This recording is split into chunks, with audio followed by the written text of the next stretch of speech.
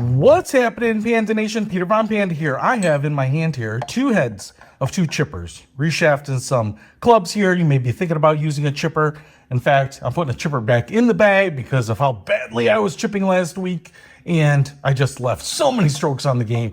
And so I thought, you know what, I'll just go back to a chipper for a little while because it makes a lot of sense. Anyway, this is the Ping chipper, and this is the one from Cleveland, the Smart Soul. And it doesn't say chipper, but it has a C on it.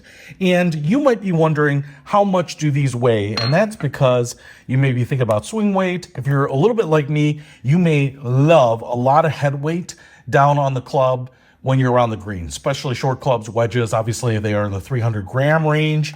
And so that makes a lot of sense. But if I go to grams, I want to show you that this Smart Soul chipper is 314 grams, and the Ping chipper is 329 grams. So don't know if it matters to you, but if you are looking for a little heavier one, 16 grams heavier, the Ping is going to fit that bill. But if you want one that's maybe just a little lighter, even though this has a much bigger sole than this one looks much more like an iron.